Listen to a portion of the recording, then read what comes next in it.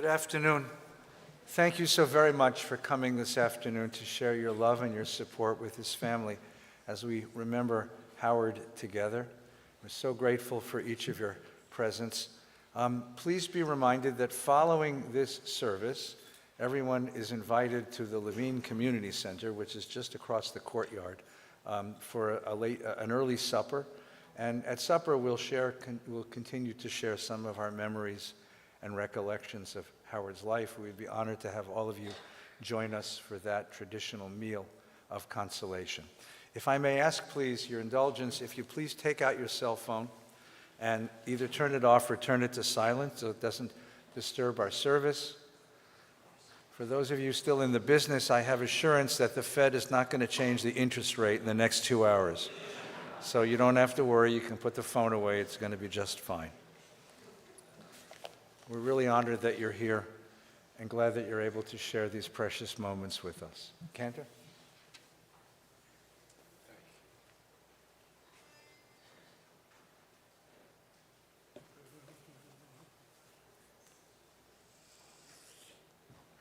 So it's traditional at a funeral or a memorial service to begin with Tehillim, Psalms. This is my favorite psalm. In English it is, I will lift up my eyes unto the mountains. From whence shall my help come? I'll do it in the original Hebrew. And I loved, because Howard loved, the traditional davening of the European Jews like me. Now I'm a little older. Next birthday I'll be 80. I still look 78, but I'll be 80. So I'll do it the way he liked it, which is with that traditional nusach, but I'll improvise a little bit. Okay.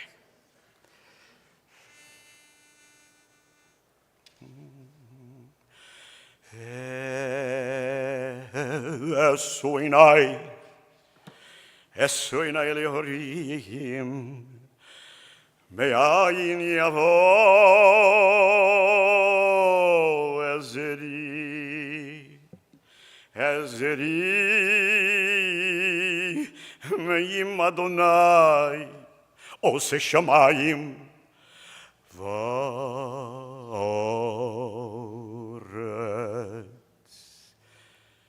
Aval yitein elamot ragelecha, al yanum shomerecha, hine lo yanum velo yishan, shomer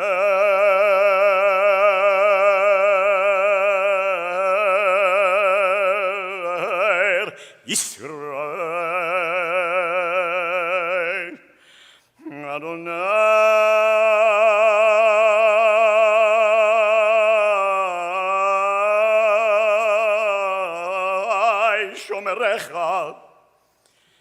Adonai, tzilecha, tzilecha al yad yeminecha, tzilecha al yad yeminecha, yomam hashemesh lo yakeka, ve'yareach balaylo.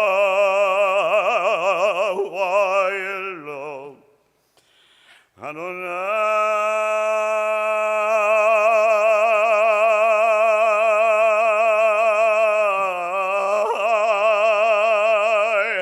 Yishemorecha mikol ra,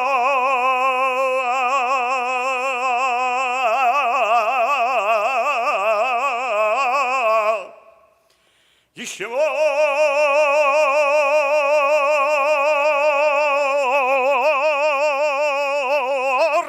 et nafshecha. Adonai yishmor tzeitcha, tzeitcha, tzeitcha. May God guard your coming and your going from this time and forevermore. Tzeitcha, tzeitcha, uvo echa,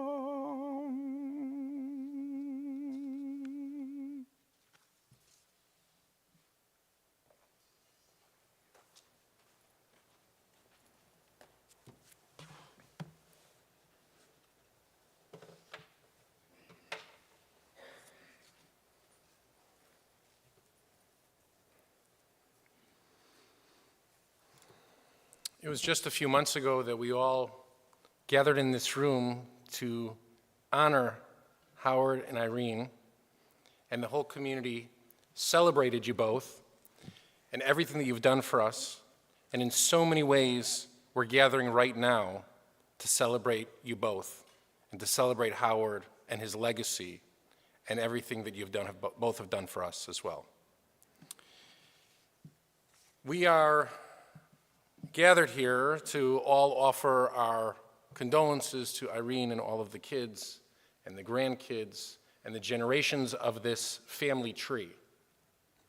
This family tree that has lent so much strength to so many people in this room, inspired so many people in this room. Not only a businessman, a philanthropist, and a community builder, I would argue most important, Howard was the patriarch of this family. And when I was introduced to him just a few years ago, I instantly understood.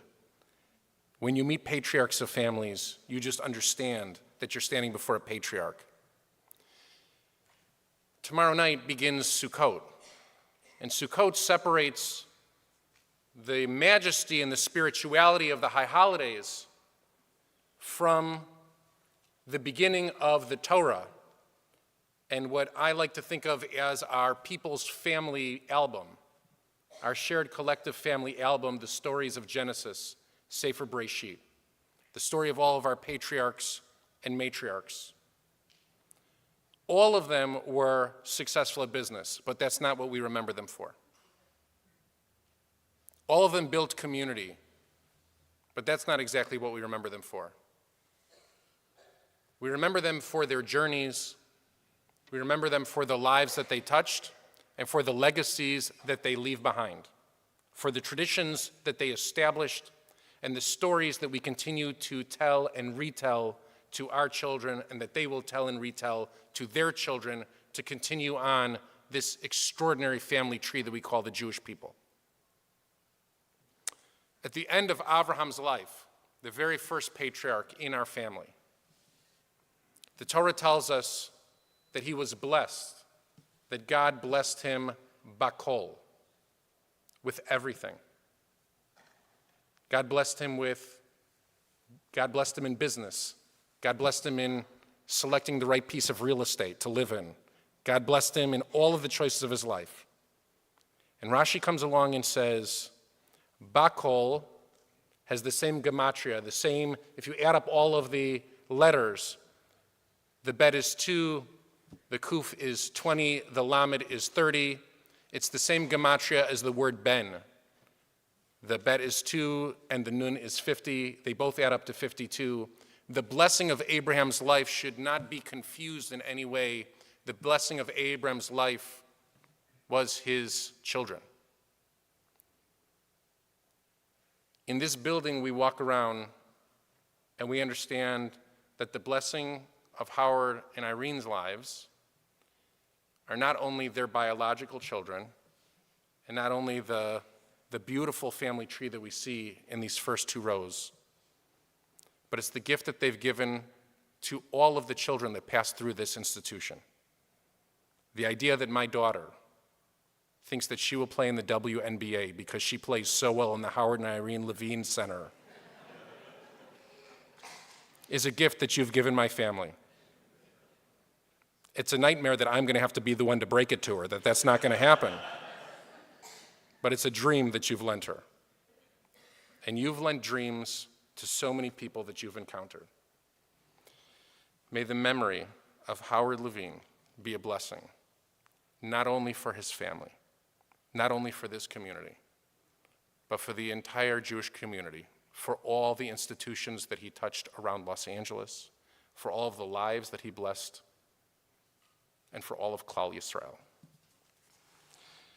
Let's open up our Sidurim now, our blue prayer books, to page 197.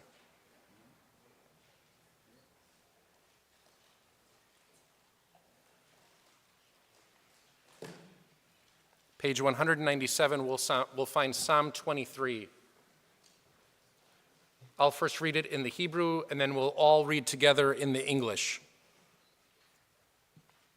Mizmor LeDavid, Adonai ro'i lo echsar, binot deshe yarbetzeni, al mei menuchot yanahaleni. Nafshi shevivencheni v'maglei tzedek lema'an shemo. Gam ki elech begetz al mavet lo irara ki ata imadi. Shiftecha mishantecha heman achamuni taroch lefanai shulchan neged sorai. Dishanta v'Hashem en roshi kosi revaya achto v'chesed yedufuni kol yemei chayai. V'shavti beveit Adonai le'orech yamim. Please read together with me in the English on page 197. Adonai is my shepherd, I shall not want. God gives me repose in green meadows and guides me over calm waters. God will revive my spirit and direct me on the right path, for that is God's way. Though I walk in the valley of the shadow of death, I fear no harm, for you are at my side. Your staff and your rod comfort me. You prepare a banquet for me in the presence of my foes. You anoint my head with oil, my cup overflows. Surely goodness and kindness shall be my portion all the days of my life, and I shall dwell in the house of Adonai forever. And let us all say, Amen.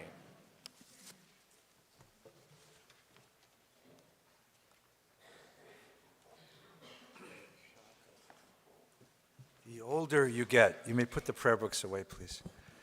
The older you get, the more you realize that the flavor of life is bittersweet. It's bittersweet. We are all sad because we have lost a dear friend, a mentor, an icon in our community, someone we respected so very greatly. And the sadness is very deep. And at the same time, the life was so remarkable. The life was so unexpected. A scrappy kid from the Bronx who stumbles into the mortgage business, gets sent to Jacksonville, Florida, which has got to be the farthest place on the planet from New York City, and meets the love of his life and falls crazy in love with this wonderful person who is exactly everything he needed in his life. Howard was tough and fierce and determined. Irene was loving and soft and wonderful. We all know this. We all know this. If you needed a favor, if you needed a donation, if you needed a word of love, you ask for Irene. If you needed wisdom and strength and power to get through a tough situation, you ask for Howard. The universe was in balance when the two of them were together. And comes to California and builds a beautiful life, wonderful family, remarkable community, incredibly successful business, and then philanthropy empire.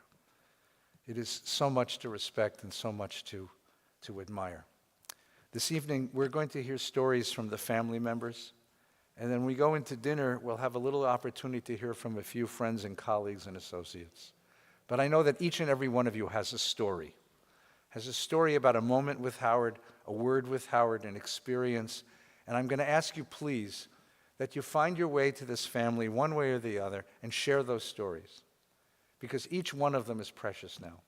Because each one of them brings a bit of him back into the world. Because each one is sacred. And if, in fact, those stories bring tears, don't be intimidated. Those are tears of recollection, tears of remembering, tears of holding close. They're holy tears. They're sacred. Bring your stories and share them. They're so precious to us now. I'd like to begin with his nephews, Howard's nephews, Mark and Rob, and Uncle Paul and Aunt Susan, who will come with them, please.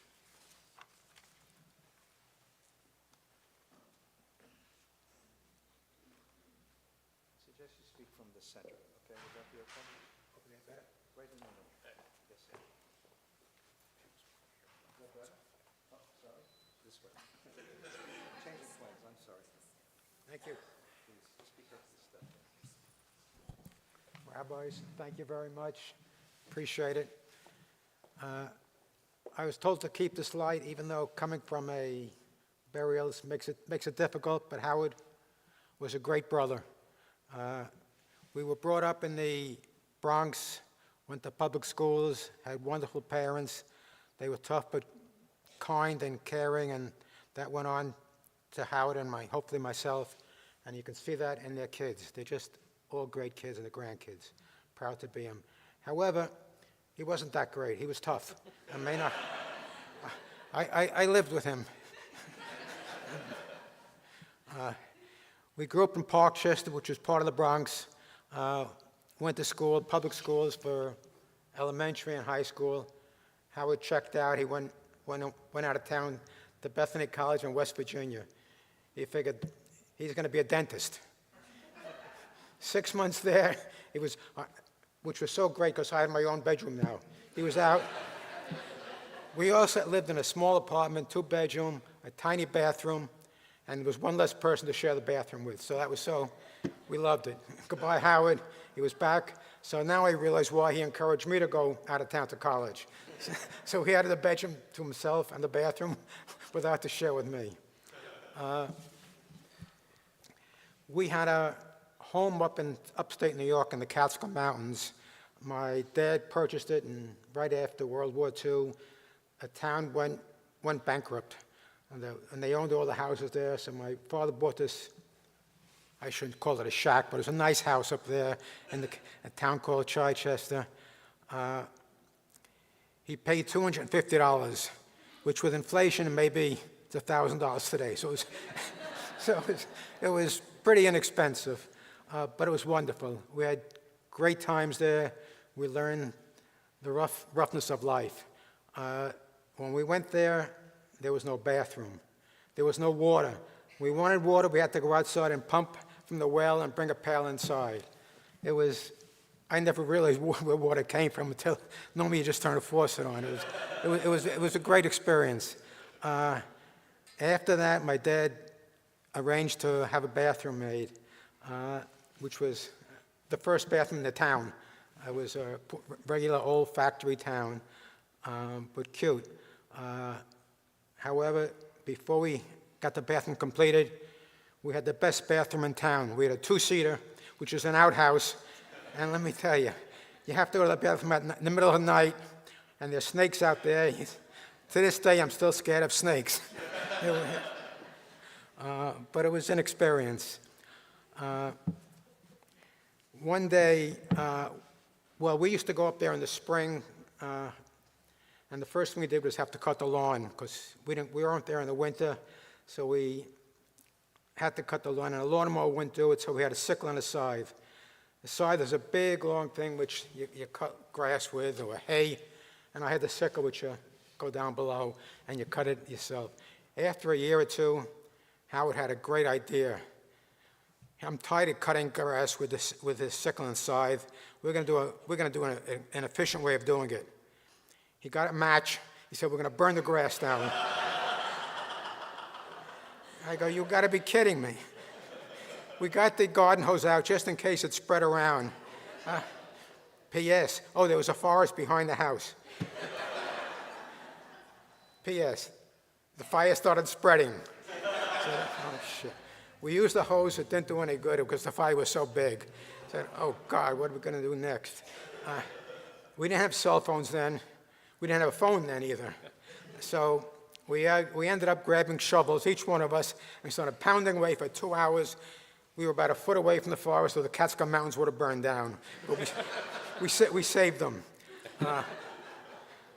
The last minor story was getting up to Chichester. We went by bus. We didn't have a car. No one knew how to drive. Howard told my father, "Let's get a car." We all looked at him like he's crazy. "What are you going to do with a car when nobody can drive?" Howard said, "Let's get a car anyway." P.S. They went out my father and Howard went out and bought a car. Howard drove it home, took some, I don't think he even took lessons. He just drove around, and he didn't crash too many things. And P.S., he made it, he got his license, and we had a means of getting back to Chichester. But it was just a wonderful experience, and I'm proud to have been his brother. And I see all he's accomplished here. It's wonderful here to be his brother. Thank you.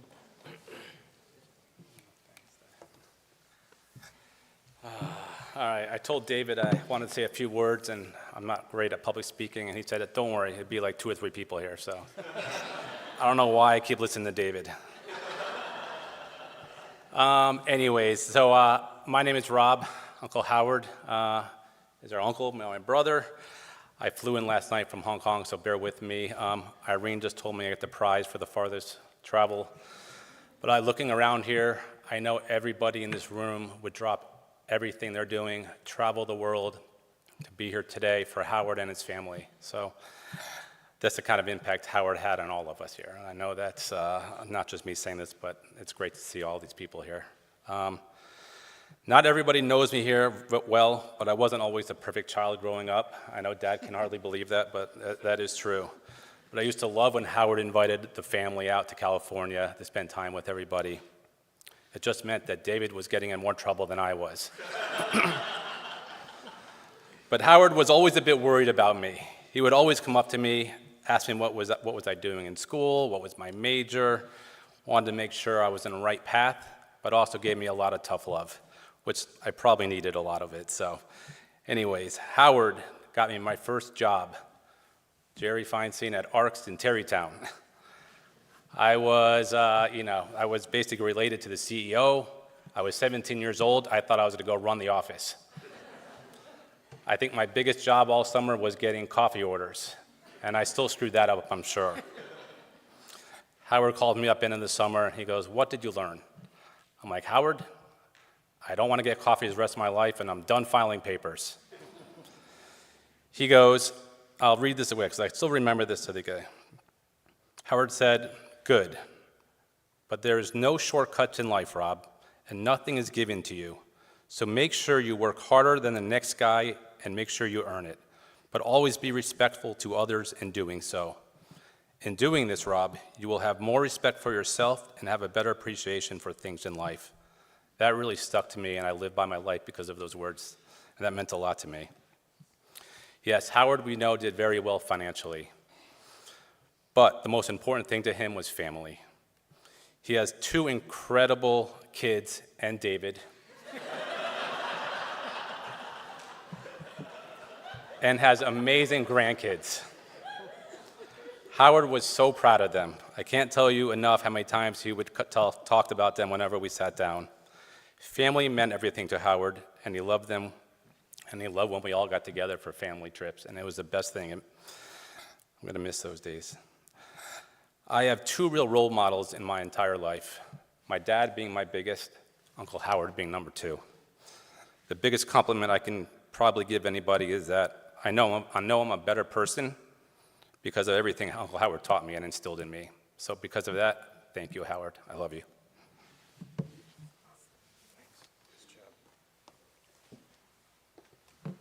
Welcome to the David roast. As expected, not a surprise.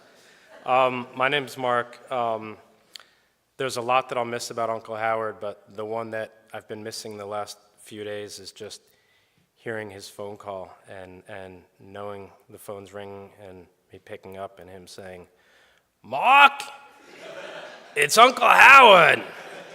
I said, "Yeah, you had me at Mark." I knew. And then the conversation always went the same way right after that. He said, "What? Oh, Irene wants to talk to you." That was the extent of the talk with Howard. I also thought about talking about the various jobs that Howard gave me in the mortgage industry, but then I'd have to talk about the same number of jobs that Howard fired me from in the mortgage industry, and that would just be a little awkward today, so we won't do that. But One thing that always struck me at ARCS when I did work there was how everyone called him Uncle Howard. I thought that was really cool. Obviously said a lot about him. It showed what endearing and warm qualities he had, and frankly, it really pissed me off because he was my uncle and not theirs. But it was still really special to see. Lastly, and Rob said it, and a lot of people will say it, the most important thing that Howard gave to us is family, and the sense of family, and the way that he always put family above everything else. Howard instilled in his kids such a high regard of family, and because of that, I, Rob, and the rest of our family have such very, very close cousins, second cousins, cousins' spouses, and I would often talk to Howard about and Irene, about how special it really is. I think Howard was always extremely proud to see us all together and to hear about how we'd spend holidays together, just spend normal weekends together. He was always very proud of that, and what I vow to do is make Howard proud in that same way throughout my life in putting family up at the top. We love you, Howard.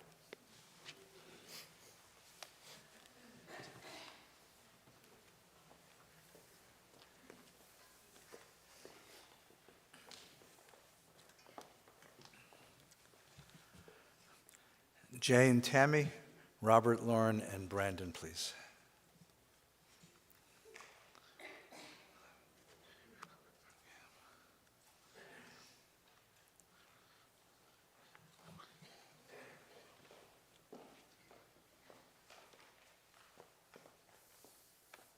Didn't realize we had so much competition in the family. Jeez.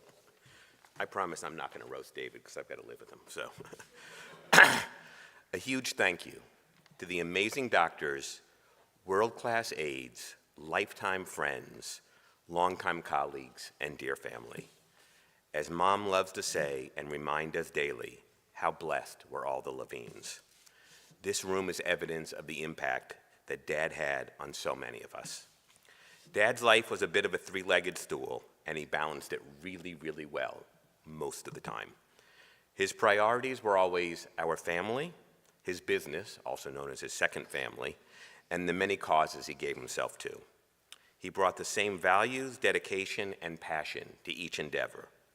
Those values included integrity, hard work, loyalty, winning, and most important, making sure your dollars stretched farther than it was ever meant to go.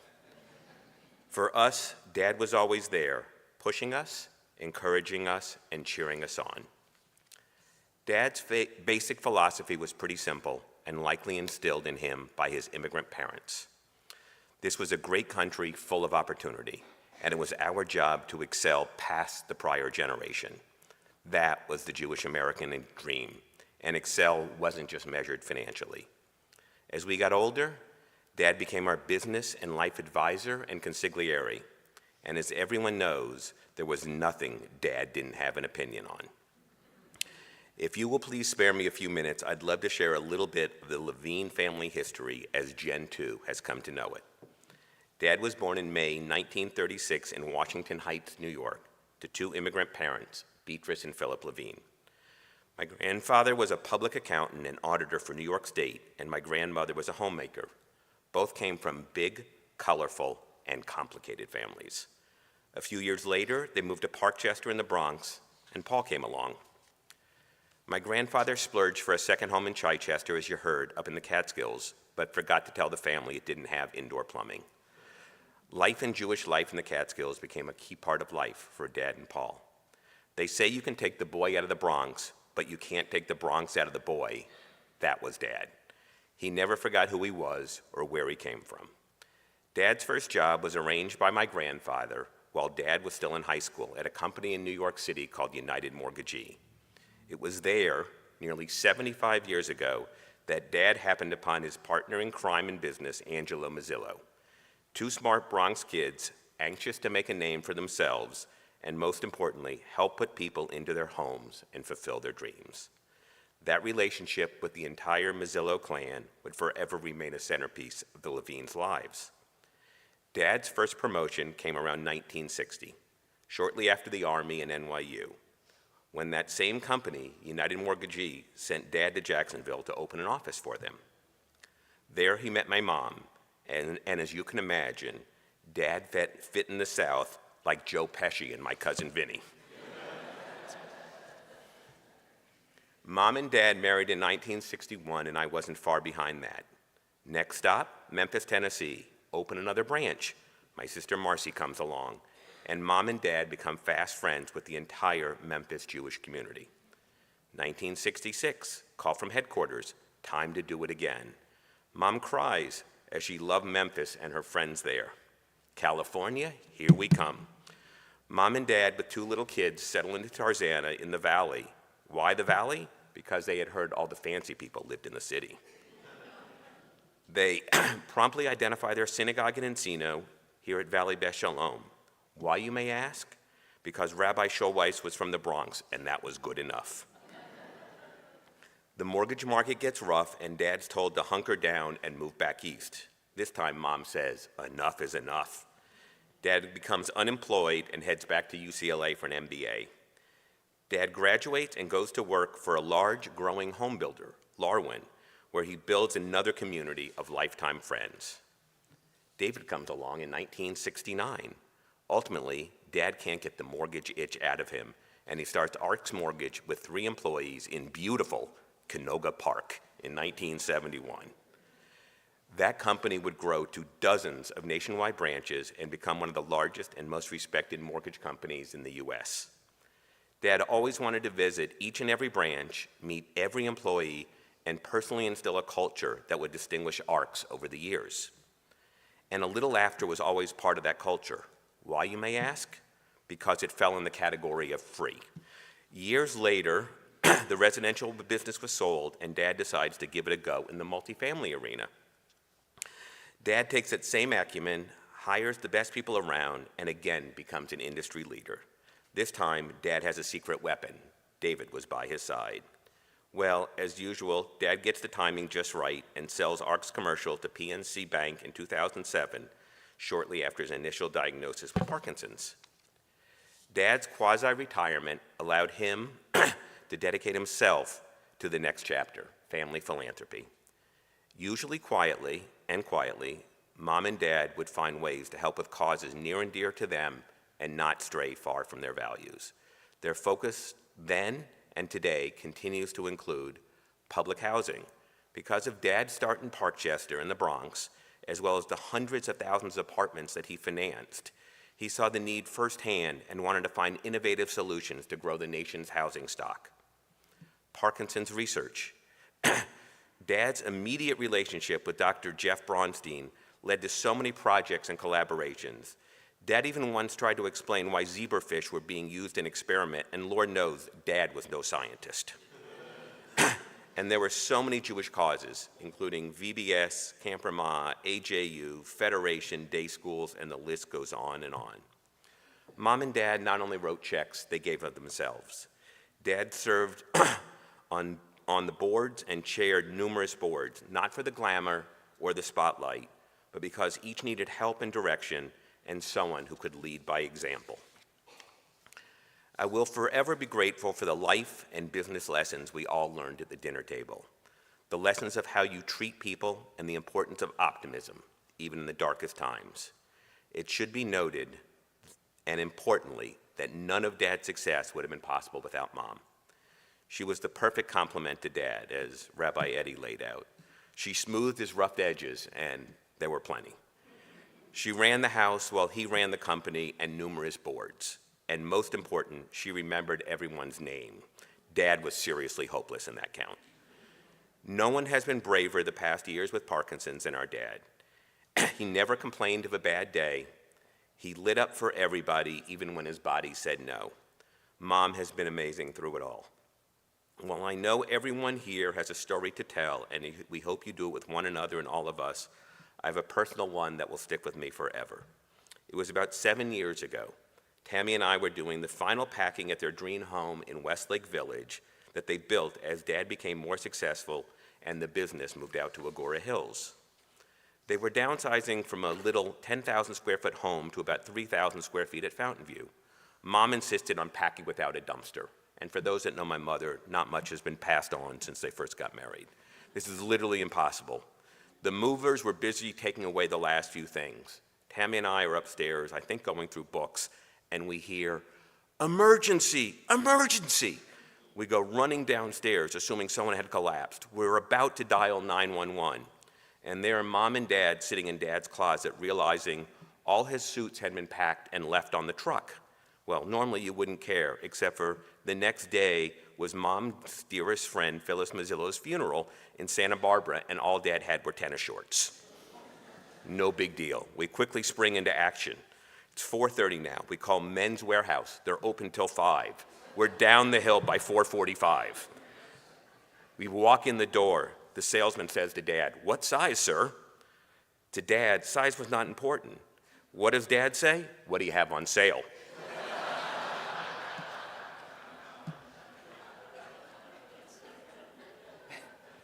We had 15 minutes before the closing, and Dad miraculously finds a not bad dark blue suit in a 40 short, marked down from $450 to $225.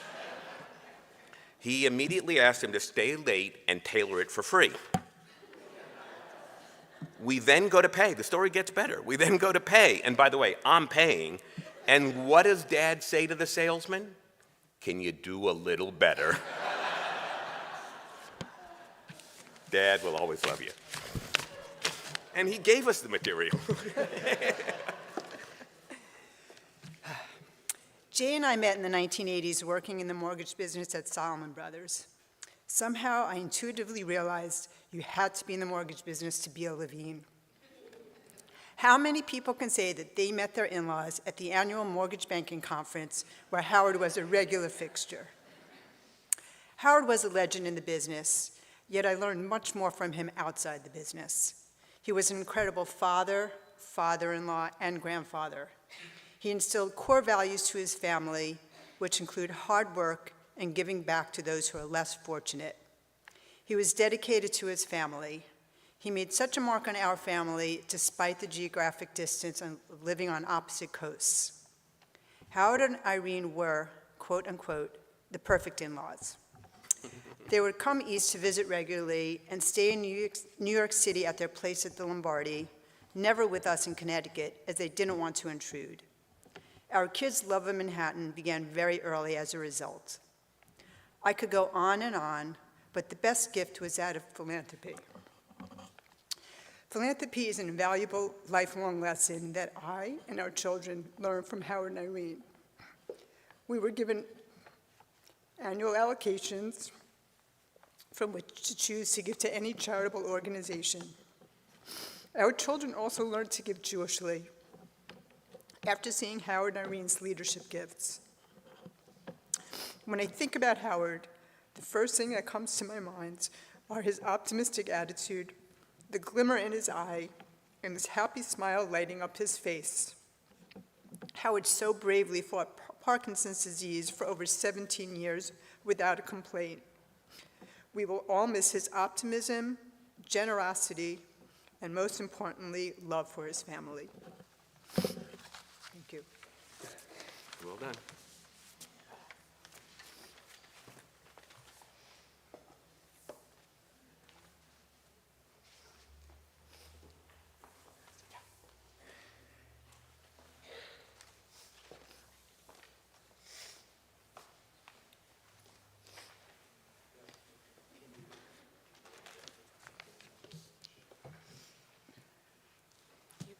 Okay.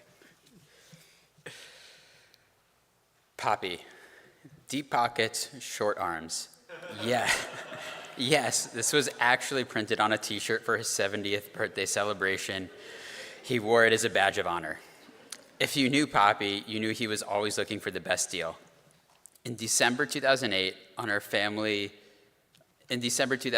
family of 5, along with Noni and Poppy, traveled to Thailand and Cambodia. In classic Poppy fashion, he negotiated the price of a pair of eyeglasses at a market in Bangkok. The original price tag of a whopping $2 was far too steep. Later in the trip, Noni and Poppy fell in love with a piece of art at the hotel. As a surprise, our parents announced at dinner that they purchased the artwork for them. To everyone's surprise, there were 2 available, and Poppy had already purchased one, obviously at a much better price than our dad. While on the surface, it may have seemed like he was pinching pennies, there was no one more generous than Poppy. He gave the world to his kids and grandkids, always finding ways to bring the family together, never letting living on opposite coasts interfere. And his philanthropy knew no bounds. While he loved making a buck, he got 100 times more joy giving it away. Serving as the first president at the day school at VBS and building its community center, establishing a program at UCLA to promote the development of affordable housing, launching a center to support research for Parkinson's, the list goes on and on. He focused on the causes that mattered most to him. He gave with purpose, and he led with his heart. Poppy wanted to ensure that the importance of philanthropy and giving back was ingrained in all of his grandchildren. For as long as we can remember, our grandparents gave each of us an annual allocation from their foundation. We were entrusted to donate the funds responsibly and meaningfully. Well, over the decades, the causes have evolved and the dollar amounts have increased. The lessons learned will forever remain. Poppy was dealt an unlucky hand with Parkinson's. But while the disease may have robbed him of his mobility, it never robbed him of his positive outlook, cheerful spirit, contagious smile, or sense of humor. Poppy always loved a dirty joke. One of our favorite memories from our South Asia trip was buying bootleg DVDs in the Thai market. While Noni couldn't bear watching Step Brothers or Old School and had to leave the room, Poppy couldn't get enough of them. He was glued to the screen with us, quoting the movies the rest of the trip. Even these past few years, he loved when we would visit and put on raunchy stand-up and films. There was nothing quite like Poppy cracking up watching Meet the Fockers or Louis C.K. There are so many individuals who we need to thank. To the doctors and caretakers who looked after him tirelessly, you treated him like family, and for that we are forever indebted. To our dad, Uncle David, and Aunt Marcy, you sacrificed so much to spend time with Poppy, especially these last few years. And to Noni, who loved Poppy wholeheartedly and stood by his side the last 63 years. You were the ultimate role model of devotion and fortitude. Although Poppy may no longer be on this earth with us, his legacy will live on forever. In the lessons he instilled in us, and to the memories we will all hold dearly. So much of who we are today is to his credit.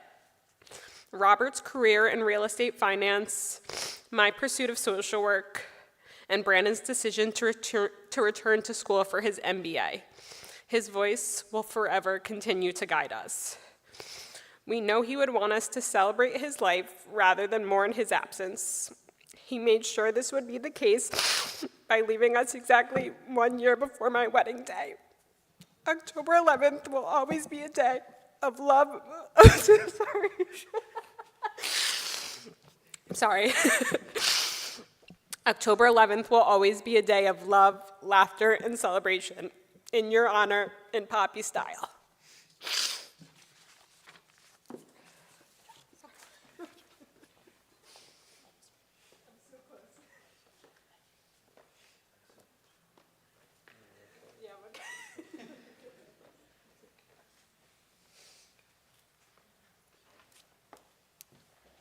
Marcy and Mark, and Rivi and Shayna.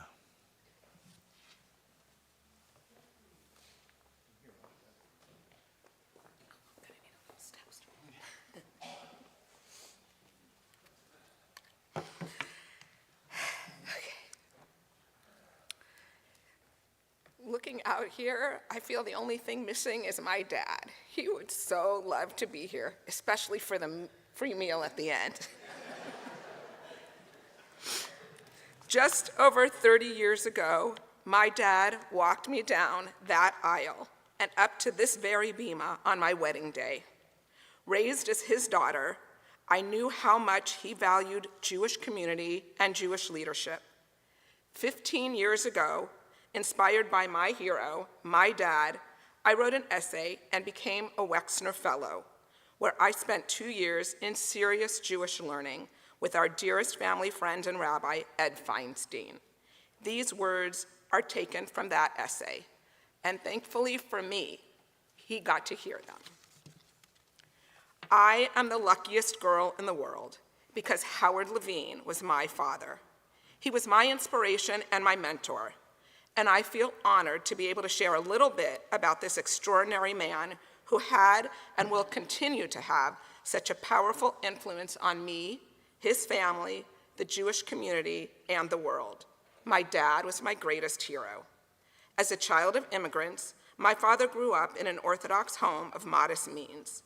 Traditional Judaism and philanthropy centered his values. He grew up in the Bronx and had a deep connection to where he came from. He learned his Jewish values from his parents and grandparents of blessed memory. Shabbat dinner and core Jewish values are what he passed along to his children, and now our families are following along that same path.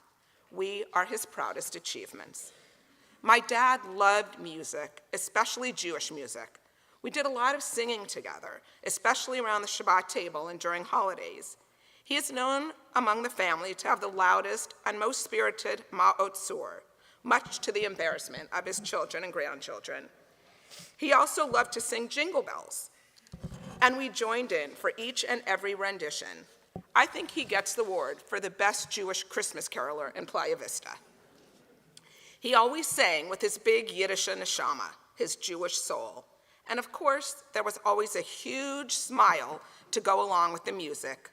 I think my dad was a chazan in his past life, or dreamt of becoming one, hoping to be discovered in the pews of Valley Beth Shalom. Herschel, he was giving you a run for your money. For my dad, any occasion was just an excuse for a simcha, and he loved simchas. He was always the first one on the dance floor for the hora, and Dad was also the first one to the buffet. He loved the buffet. In the dessert ritual, where everyone takes a smaller and smaller piece because no one wants to be the one to finish the dessert, never met my dad. He scooped up that last piece of dessert with reckless abandon.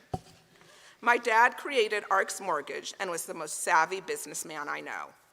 I have always admired how many people he mentored through the years. He always took in friends of ours to work summer jobs or to learn the ropes of the mortgage business. He was an amazing teacher and mentor to so many people, especially me. I look up to him for the way he treated his employees and brought them into his decision-making process. So many of these people are dear friends and are here today. That says so much about the person he was. He taught me the value of relationships, personal and professional. When Dad retired, he turned his time and philanthropy to affordable housing, among so many other causes. He understood that with all he earned from the industry, he had an obligation to give back, an ethic that he modeled for me and my family. My dad served as the founding board chair of Valley Beth Shalom Day School. He was a pioneer, sending me to the Heschel Day School's first graduating class. With Howard as my dad, I modeled his passion for Jewish education as best as I could, spending my career as a day school educator and sending his granddaughters to Jewish day schools.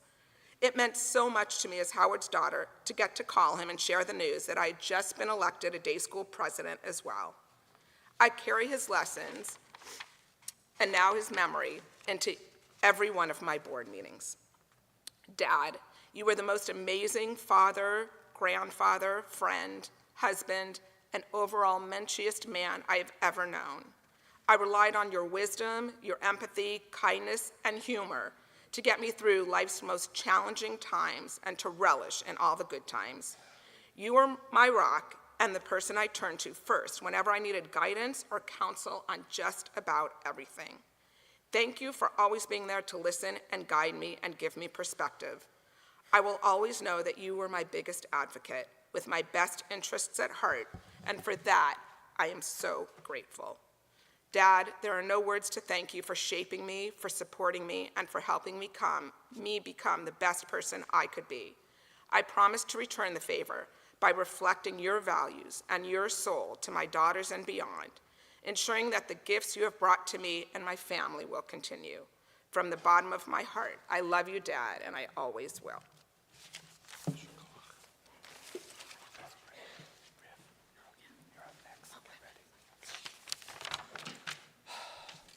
I'm Mark. I'm married in. And I still don't know how to spell the word mortgage. In the world of Howard Levine, there are exactly 3 acceptable professions for a potential son-in-law in order. Businessman, and successful businessman was assumed. Rabbi, or Jewish studies professor. I made it under the wire. He was tough, and he wanted me to know he meant business when it came to courting his daughter. An intermarriage of sorts, I am a Reformed Jew. He tested me at my first Levine Passover Seder. Forget the tradition of reading the next paragraph in order around the table. He waited for the hardest paragraph, the one with all those rabbis' names. He skipped out of order and demanded I start reading in Hebrew. He needed me to know that deep immersion in Jewish life and Jewish text would be a prerequisite for him. Until that fateful evening, just a short time later, out to dinner with Howard and Irene, it's time for appetizers. And Howard said the following words to the waiter, quote, "I'll have the soft-shelled crab," unquote. Celebration. I was in, and I knew it. I saddled right up next to Howard, got close to his ear, and let him know, "You will never live this down."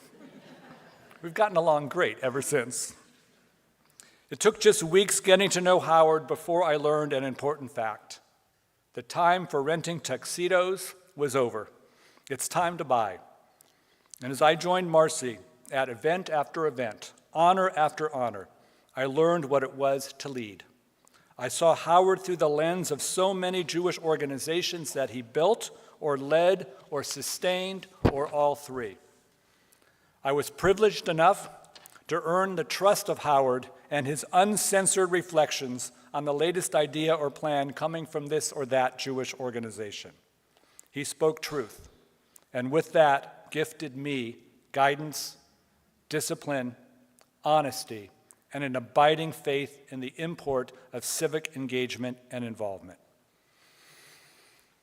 I was stunned and crushed to learn of Howard's death and shared the following with my community of friends so that they would know a small part of my father-in-law's legacy. According to Jewish tradition, 36 righteous souls roam the earth, performing acts of loving kindness. We do not know who they are, but from time to time we are sure we are in the presence of one of these Lamed Vavniks. Howard Levine, raised in the Bronx to immigrant parents, steeped in Jewish tradition, culture, and values, grew to adulthood, personifying all that the best of us aspire to be. He was a kind and generous dad and grandfather, while a businessman who led with heart and compassion. Howard built company after company, modeling character-centered leadership in an industry that finds such human qualities rare. Most of all, he raised my Bashert, Marcy Levine Dollinger, through whom and with whom I know his memory will be a blessing. He left us during Kol Nidre, the holiest hours of the entire Jewish year, and also on Shabbat, to ascend in the holiness he carried with him each and every day. For now, there are just 35 Lamed Vavniks left.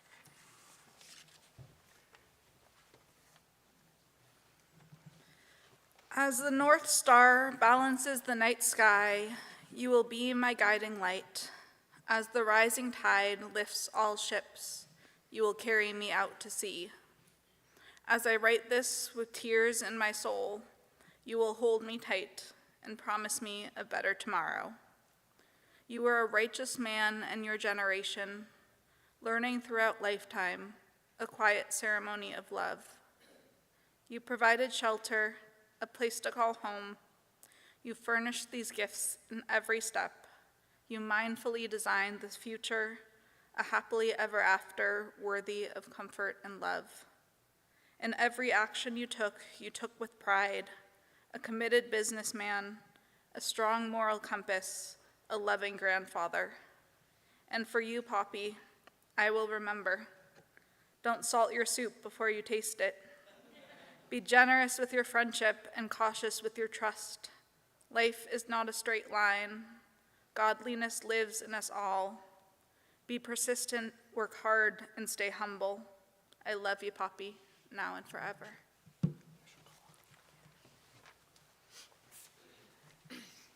Poppy and I love to sing together.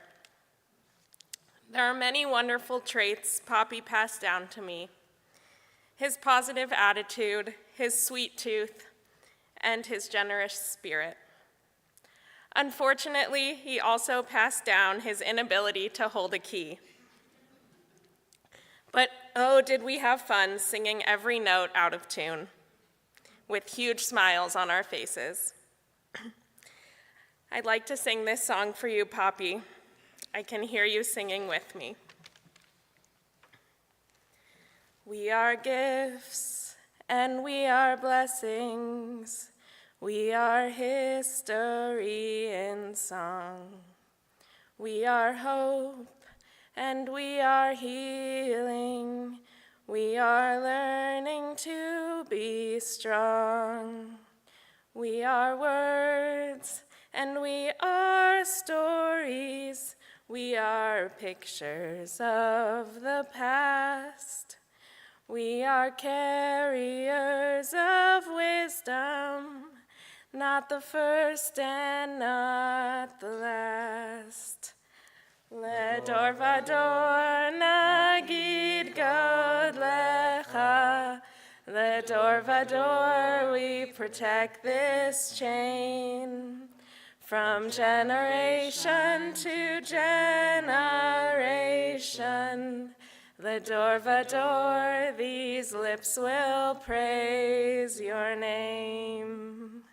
Looking back on the journey that we carry in our heart, from the shadow of the mountain to the waters that would part.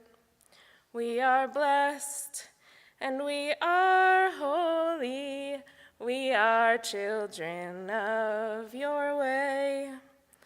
And the words that bring us meaning, we will have the strength to say. Ledor vador nagid god lecha. Ledor vador, we protect this chain. From generation to generation, Ledor vador, these lips will praise your name.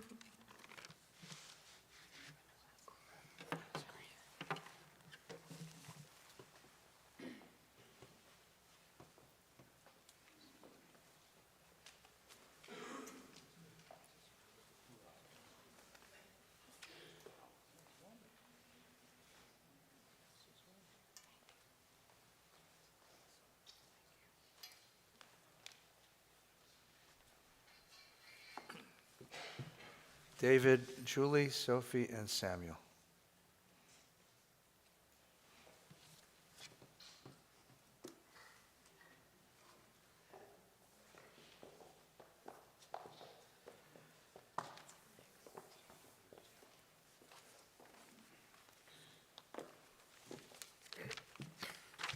We were instructed to keep it short and sweet.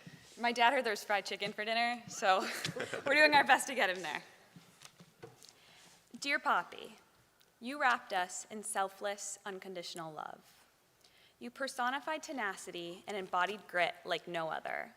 Your body grew stiff and tremulous, but your fortitude never faded. You defined generosity. Your soul overflowed with thoughtful, deliberate compassion, and your brain was full of the selfless calculus to realize it.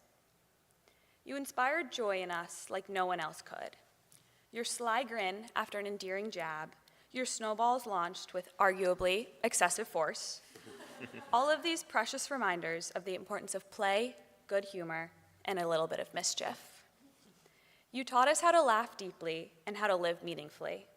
You taught us how to be spiritual and how to be loving, how to be resilient and how to be nurturing. You taught us how to pinch a penny and how to give abundantly. All of you, your jokes, your fashion, your values, and your commitment to family, it's our blueprint. You gifted us a courageous foundation from which to do good, and constructed the pillars to keep us focused on chesed, loving kindness. So, Poppy, thank you. Thank you for showering our family with a special kind of unconditional love, a love that feels like home no matter what adventure we all happen to be on. Thank you for those strong hands that guided us down the steepest of ski slopes and the biggest of cities. We never felt more safe or more loved than when we were with you. Above all, thank you for instilling those qualities in our Aunt Marcy and Uncle Jay, in our many cousins, and in our friends we call family, for how this family models integrity and stewardship. And we so proudly thank you for raising our dad to be the dad that will always be in your corner. His compassion, strength, generosity, and fashion sense are yours too. You have created the very best family, one that will be permanently sheltered by your memory, and it is forever a blessing.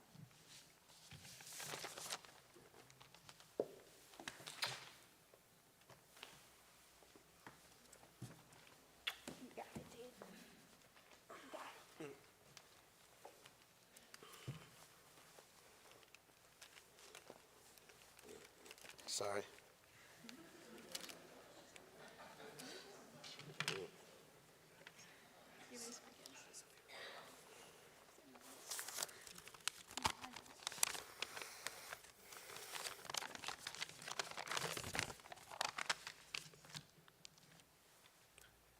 Dear Dad, thank you.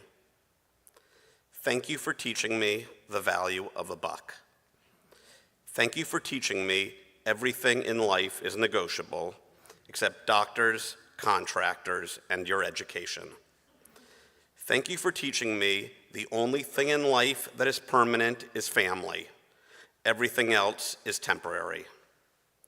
Thank you for teaching me that we only go around once, so you better make it count. Thank you for teaching me how to smile and how to light up a room. Thank you for the happy hours. Thank you for hiring me a few times and not firing me a few times. Thank you for letting me be by your side the last few years. I am so grateful. Mother, you and Dad exemplify class. Maybe not in fashion, but in every other category. You have taught us from an early age, no one is more important than anyone else. Do what you can to make the world a better place, and don't stink. Anna, Tyrone, Wen, and Sandy, you are heroes. Thank you for making Dad feel like a rock star every day. Dr. Kane and Dr. Bronstein, you always looked after Dad as if he were your own, and you made him feel that way. Rabbi Nolan, thank you for your kind words. Cantor Fox, Rabbi Feinstein, you have been by our sides in good times and bad. Thank you for being a part of our family, for being our guiding light. Love, David.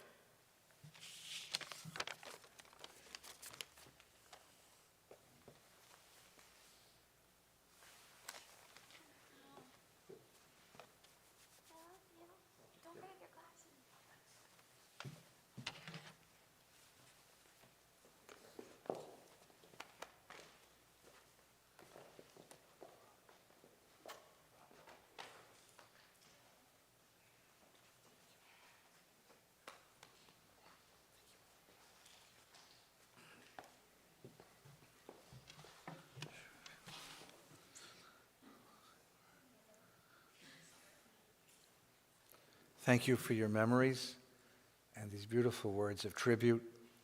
And I know that there are thousands more stories. We'll hear a few more during dinner.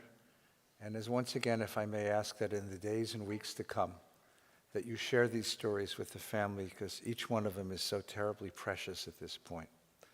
There's no trivial stories. Even moments that were prosaic and regular are now such beautiful memories for this family to hold on to. One last word before we conclude together. In the Bible, the book of Psalms, there is a very famous line, a line that's been included in our liturgy and the liturgy of many traditions. In Hebrew, Pitchu li sharei tzedek avovam odeyah. Open for me the gates of righteousness, and I will enter there. This is the gate of God. The righteous are invited in. The rabbis of the tradition read that line and they wondered, when would anyone ever say such a thing? When would such words be uttered? Under what conditions? Under what circumstance? And so they wrote a context, a story.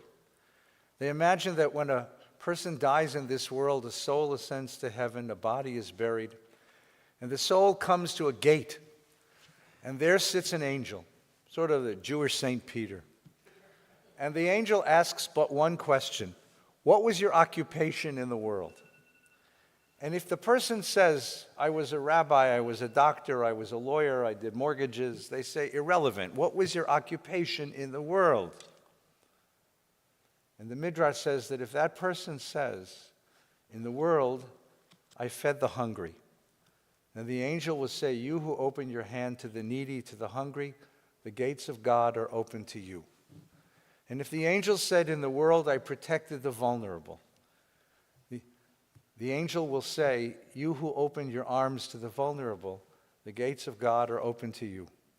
And so it is who raised orphan children, and those who performed acts of charity, and those who opened themselves to loving kindness. It's a wonderful story. But the irony of the story is that the rabbis who told that story know no more about what happens after someone dies than any one of us. It's really not about that. It's not about an immortality that happens after death. It's about a transposition of values that happens, and you've just seen it. You've just witnessed it. A remarkable transposition of values when we face ultimate realities. We measure a human being in the normal course of life. The conventional measure of a human being is net worth, respect in the community, accolades and awards and positions. These are the things we use to decide if someone is where they fit on a sort of social grid. But when someone dies, none of that matters. None of that matters. No child ever rose up at a cemetery and said, I'm proud of my dad for all the money he made. What they said is exactly what you just heard. Yeah, he pinched a penny here and there. He held on to the dollar. He clipped coupons. But every dollar that he made, he got 100 times more joy out of the dollar that he gave away, out of the giving he was able to do. And no one ever praises a father or a mother for what they controlled in the world. Instead, they talk about the kindness that they shared. That's how we earn immortality. And that's the story we tell about Howard. In truth, Howard was an incredibly successful businessman. In truth, he engineered innovations in the mortgage business. In truth, his name is a legend in that industry. And there are people here who could testify to that in many, many ways I can't. But that's not as important today as the fact that in the building we're about to enter, the community center that Irene and Howard built here at the synagogue, there were kids there this morning at 7 o'clock in the morning, and will be there tonight at 10 o'clock at night. And there are children who grow up in that place and learn and grow and celebrate life there. That at camp, that at the university, that at UCLA, that all of these wonderful places in the world where Irene and Howard opened their hands and said, I want to take care of the young. I want to take care of the unhoused. I want to take care of the sick. I want to take care of those who need it, generously and remarkably, and not just with their money, but also with a sense of guidance, with their own wisdom and their giving. And the giving wasn't just in dollars. I know something about ARC's Mortgage, and I know that some of you know something about ARC's Mortgage, because Howard took all sorts of people, men and women, young people beginning in their careers, entrepreneurs, people with a pioneering spirit, with deep ambition. He brought them into the business, set them up in the business, mentored them in the business, screamed at them in the business, but made sure that they were success and pushed them out into the world to be success. And there's so many who will stand up today and the days to come and tell you that if not for him, I wouldn't be where I am, because he cared. And no one pays you for that. That's a commitment to souls, a commitment to human beings. It's a commitment to human beings. Because Howard understood. Because he understood why we're in the world and what we're here to do. That in the long chain of the generations, how many dollars you make is not nearly as important as how many souls you uplift and create and inspire. And that was his commitment. That was his commitment. And the circle of friends he gathered around. There are very few things that the Levine family did to show their wealth. The house was beautiful and beautifully decorated, a lot of art that I envied. And he always drove a car bigger than God's. But the one thing, the one time of year that Howard and Irene let you know where they were in the social strata was a party they threw every single year, where they brought in a boxcar of deli from the 2nd Avenue Deli in New York. They brought in the best rye bread that you'd ever tasted in your life, the spiciest mustard, the most tender pastrami, I'm going to go on for a while because I know you're hungry. And laid this out in a buffet and made sure you ate. First, Howard made sure you ate, and then when you fill yourself to the brim, then Irene came along and made sure you took some home with you. Because in so many ways, that's indicative. Because they use their wealth and their power to feed people. To feed souls and to feed bodies and to feel hungry rabbis and young kids and new kids, and that was such a gift. And you've heard so many times from this wonderful family, and boy, do we envy you. Not just for the money, that's the smallest part of it, but the kindness you show to each other, the sense of solidarity, and the passionate love you have for these wonderful people. They've been here. These kids who live all over God knows where, have come here again and again and again and again to be together, to show their love and affection. And that is so terribly rare in this world and so remarkably, remarkably precious. There's so many wonderful stories. I sat with my brother last night and we told stories about Howard almost all night long. It was wonderful. There was a moment, can I tell one? Is that okay? Okay, this one's clean. It's the Bank of New York acquired ARC's Mortgage by accident. They acquired a whole bunch of banks, and ARC's was tucked in there. And some third-level auditor discovered it on a spreadsheet, went to the leaders of the Bank of New York and said, you know, you own a mortgage company in California. They were horrified. So they sent a team of executives to California to see what this mortgage, you're shaking your head, this team to see what this mortgage company was. Now these were fellows who were New Yorkers. They knew nothing about California. So Howard decided to show them the best of LA. He took them in his car and they drove around Beverly Hills. And he said, you see that house over there? That's Bob Hope's house. And that one there, that's Barbara Streisand's house. And Jack Nicholson lives right over there next door. And Jack Benny used to live over there. And they were so excited. And went home and gave a good report about ARC's Mortgage to the leadership of the Bank of New York. A year later, they sent another group of executives out. Only what Howard didn't know is that one of the guys was in the first group. So when he showed them Bob Hope's house and Barbara Streisand's house And Jack Nicholson's house, the guy said, hey, wait a minute. Last year you told me that was Bob Hope's house. And Howard, always thinking, said, yeah, you know, these celebrities move around an awful lot, which is good for us in the mortgage business, don't you think?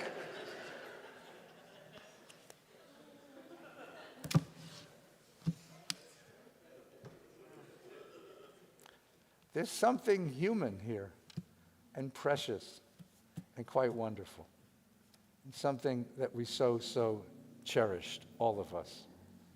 So when my mentor and friend Howard arrives at the Holy Gate, and the angel said, well, what do you do in the world?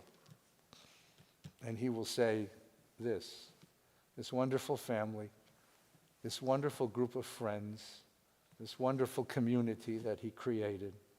The angel, of course, will say, Zeh hashar ladonai, tzadikim yavovo. This is God's gate. Howard, come home. Zecher tzadik livracha. May the memory of this wonderful man, this deep soul, this true mensch, be a blessing to all who recall him and hold him close. Would you please stand as we offer memorial prayers?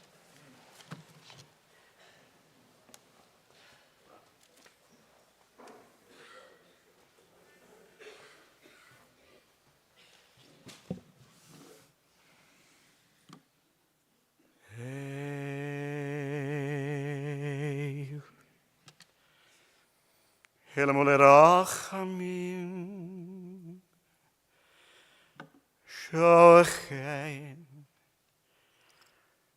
shochen bameromim, hamsei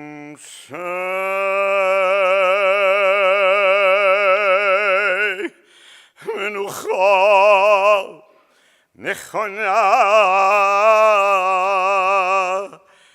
tachat kansei hashchina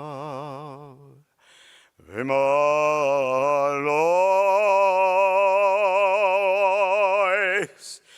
kedoshim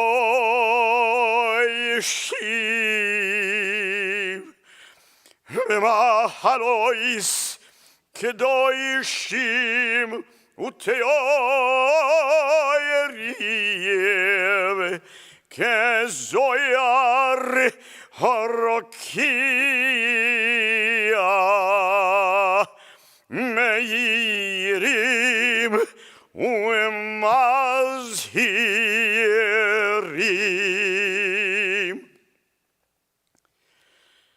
et nish Mas et nishmat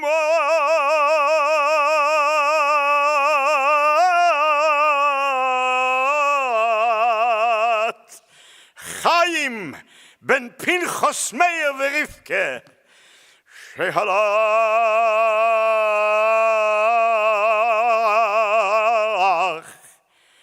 leolam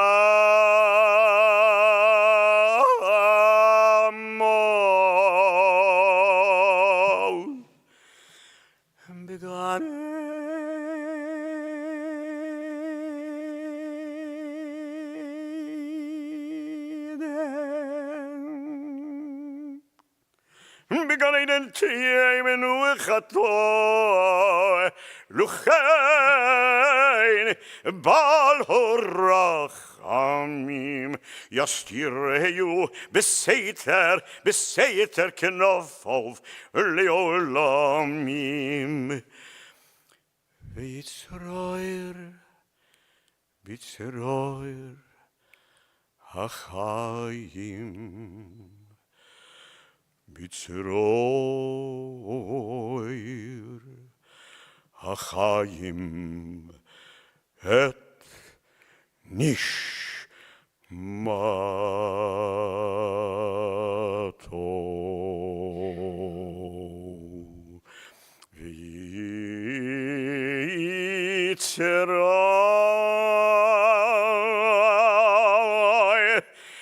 Bitzroir hachayim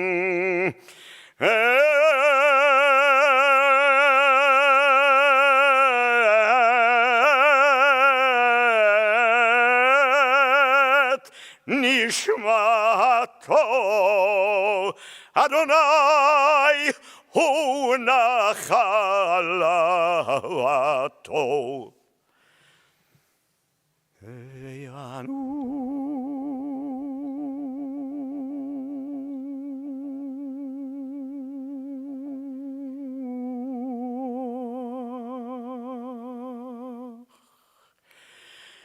בשלום.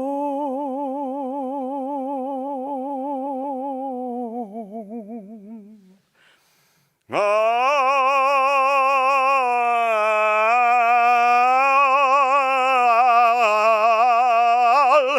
משכבו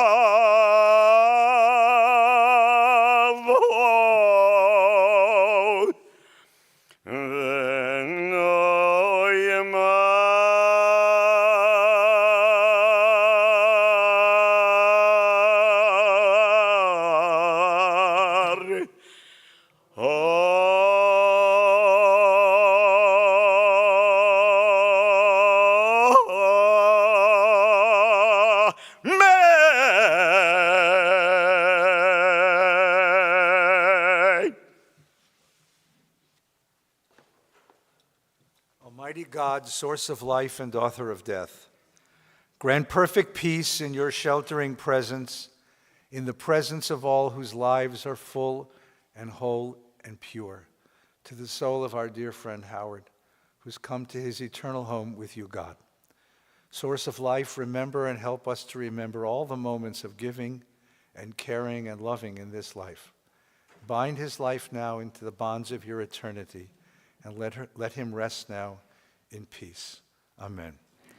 Yitkadal v'yitkadash shemei Rabbah, v'yalmad divrach hirutei v'yamlich malchutei, b'chayechon v'yomechon, uv'chayei dechol Beit Yisrael, ba'galau v'zman kariv v'yamru amen.